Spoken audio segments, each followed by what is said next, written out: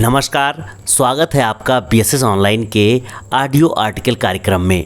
Audio article programme BSS online की एक नई पहल है जिसमें हम अंग्रेजी और हिंदी अखबारों तथा किताबों यानी बुक्स के बेहतरीन आर्टिकल्स का सारांश आप तक ऑडियो फॉर्मेट में पहुंचाएंगे।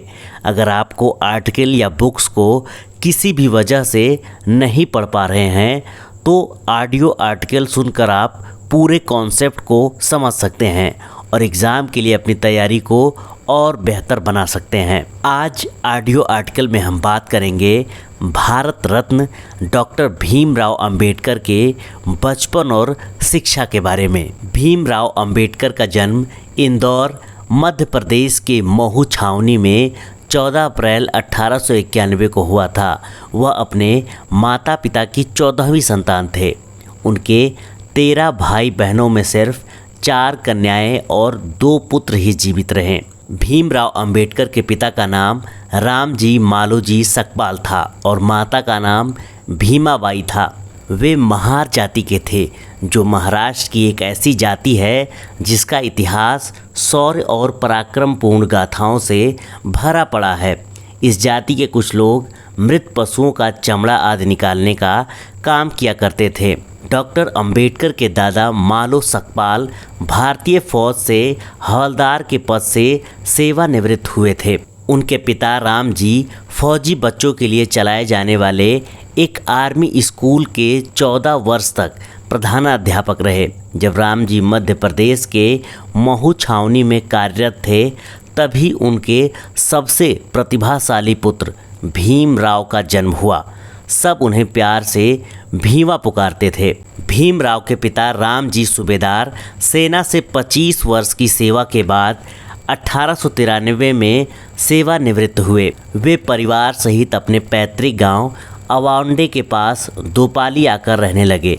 जब भीमा छोटे बच्चे ही थे तो वह बच्चों के साथ बहुत शरारतें किया करते थे।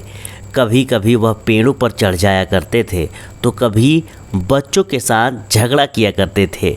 हर रोज़ लोग भीमा की कोई ना कोई शिकायत लेकर आते थे पर भीमा इन सब से अनजान अपने बचपन में खोए रहते थे। उन्हें नहीं पता था कि भविष्य में उनके साथ क्या होगा।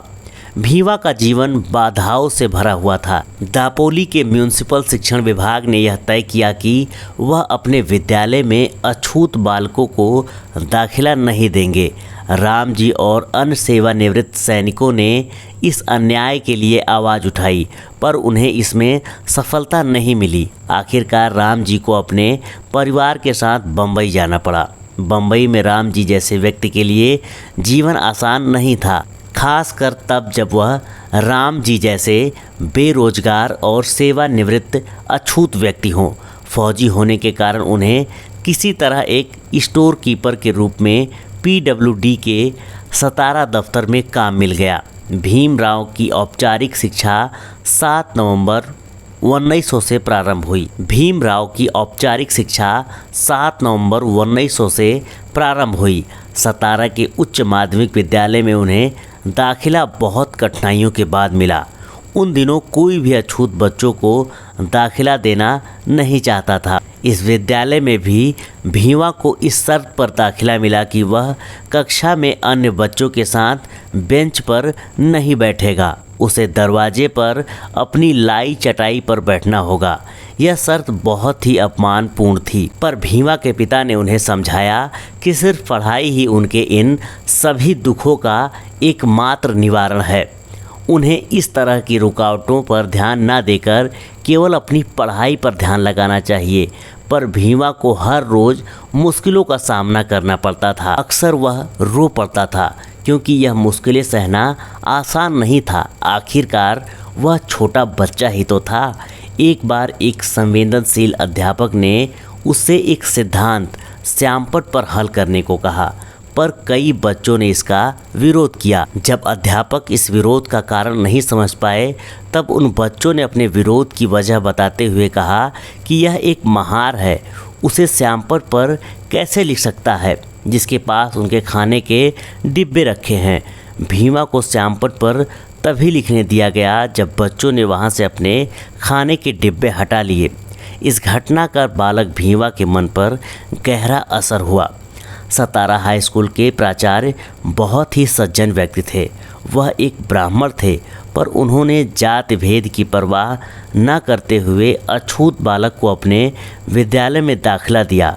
वह हमेशा भीमा को प्रोत्साहित किया करते थे। जब भीमा घर भोजन करने नहीं जा पाता था, वह स्वयं भोजन लाकर उसे खिलाते थे, जिसे वह खास तौर पर उसके लिए ही लाते थे। उन्होंने ही उसे अंबेडकर उपनाम दिया, जो भीमराव के नाम के बाद लगा। उस उपेक्षित बालक के लिए यह एक सद्भावनापूर्ण दुर्लभ कार्य था, जिसे वह जीवन भर नहीं भूला। सतारा में भीमा को बहुत सी कठिनाइयों का सामना करना पड़ा। कोई भी नाई उसके बाल नहीं काटता था, क्योंकि वह अछूत था। एक बार डॉक्टर अंबेडकर के पिता सूबेदार राम जी को गोरेगांव क्षेत्र के सूखाग्रस्त इलाके में सहायता के लिए भेजा गया। सूखे के कारण स्कूल बंद हो गए थे। भीमराव अपने भाई आनंद राव के साथ उस कैंप में गया जहां उसके पिता कार्यरत थे। वह गोरेगांव रेलगाड़ी से पहुंचे, पर वह इलाका जहां उनके पिता कार्यरत थे स्टेशन से बहुत दूर था। उन्होंने जो बैलगाड़ियां वहां जा रही थी उनसे मदद मांगी, पर कोई भी बैलगाड़ी वाला अछूत बालकों को अपनी गाड़ी से ले जाने को तैयार नहीं हुआ।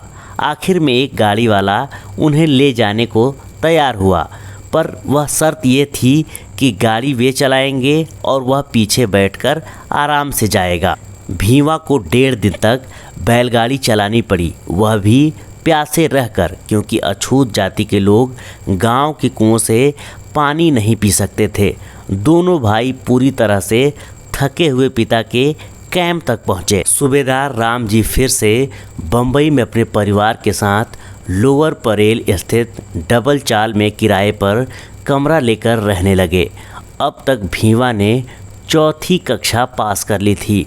बम्बई में भीमा का दाखिला एक सरकारी स्कूल में हुआ, जिसका नाम एल्फिस्टन उच्चतर विद्यालय था। जब भीमा की उम्र 6 वर्ष की थी, उनकी माता का देहांत हो गया।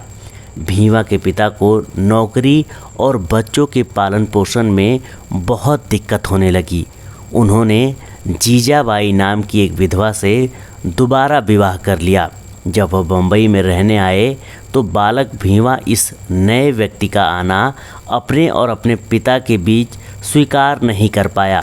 वह अपने पिता का पूरा प्यार और ध्यान चाहता था। जब वे आदमी सौतेली माँ को अपनी माँ के गहने पहने देखता तो बहुत क्षोभ होता।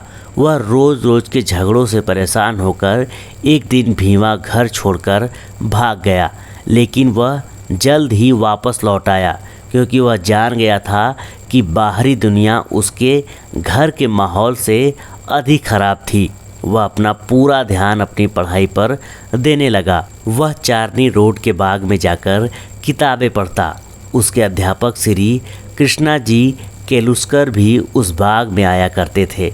वह बालक भीमा की लगन से बहुत प्रभावित हुए। वह भीमा से बातचीत करते हुए कई मूल्यवान सुझाव देते थे। डॉक्टर अंबेडकर ने सन 1908 में मैट्रिक की परीक्षा उत्तीर्ण कर ली। वह महार जाति का पहला बच्चा था जिसने यह परीक्षा उत्तीर्ण की। महार जाति के लोग जो उसकी चाल के पास रहते थे, उन्होंने उसकी इस उपलब्धि पर उसे बधाई दी।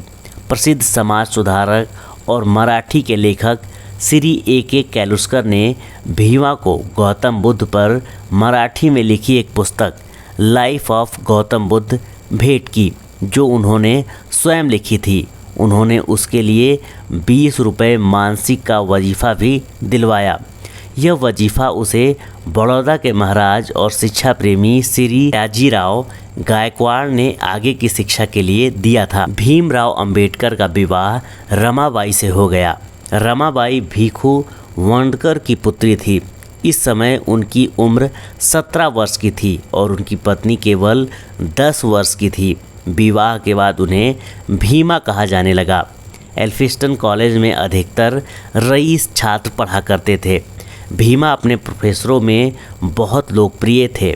अंग्रेजी और फारसी भाषा का अच्छा ज्ञान था। अंग्रेजी के प्रोफेसर मूलर भीमा के इतने करीब थे कि उन्होंने भीमराव को पहनने के लिए अपनी शर्ट भी दी। वर्ष 1912 में भीमा ने डिग्री प्राप्त की।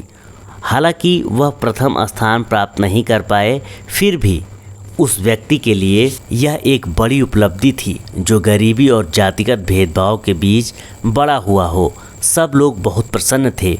भीमा अपने पिता के उन सहयोगों और बलिदानों को कभी नहीं भूले जो उसके पिता ने उनकी शिक्षा के लिए किए। भारत रत्न डॉक्टर भीमराव अंबेडकर के बचपन और शिक्षा के बारे में यह जानकारी आपको कैसी लगी, कमेंट बॉक्स में लिखकर ज़रूर शेयर कीजिएगा।